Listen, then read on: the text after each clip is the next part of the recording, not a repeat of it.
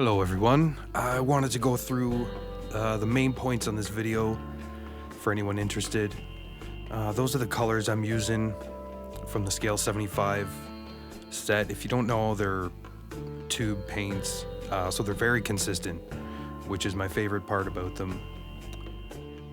They are very matte and high pigment density, but they do act differently than other paints I've used. I use AK Interactive as well, and all the other brands.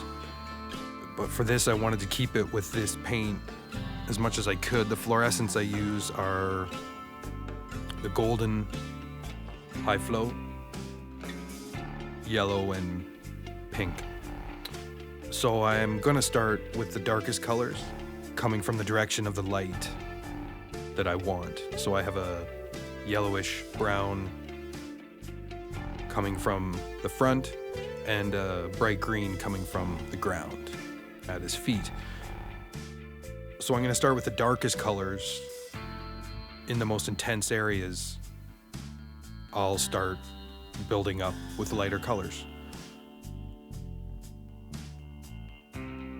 Everything that I've learned here has been through watching other YouTubers like Vince Venturella, Marco Frazzoni, Treverian, Zumakito.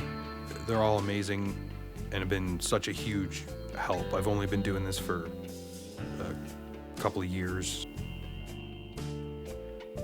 I do use a medium that I make up.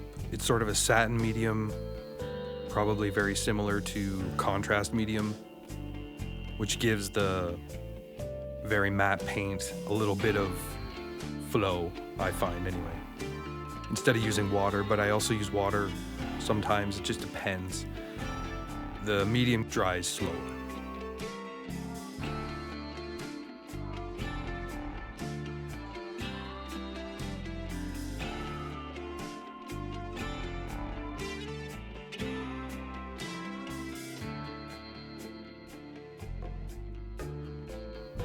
So this is after the first phase, and I started working on the helmet. Sorry about the focus.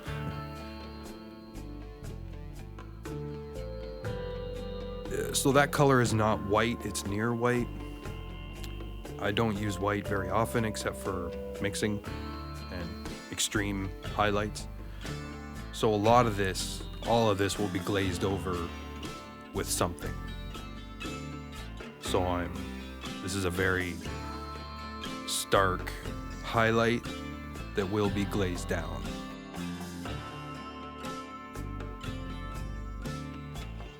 If you've never tried one of these long bristled brushes, I never had before about a few months ago, and they're great for some things, especially getting into spots that are tight. It's just a regular brush. It's not sable hair or anything, so they do wear down relatively quick, but if you take care of them, they'll keep that edge for, like I said, I've had this one for a couple months now and it's starting to wear down, but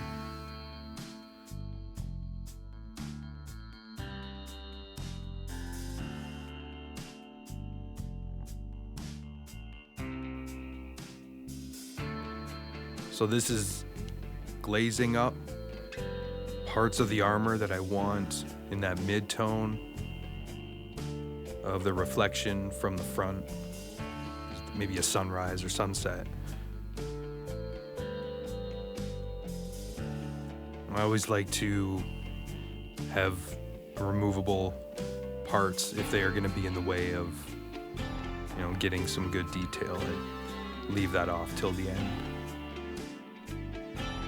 So here's glazing over some of those highlights I put on earlier to bring them back down, and using different stippling and different movements to create different textures. And I'll glaze a little bit of light green there as it approaches the source of the light at his feet.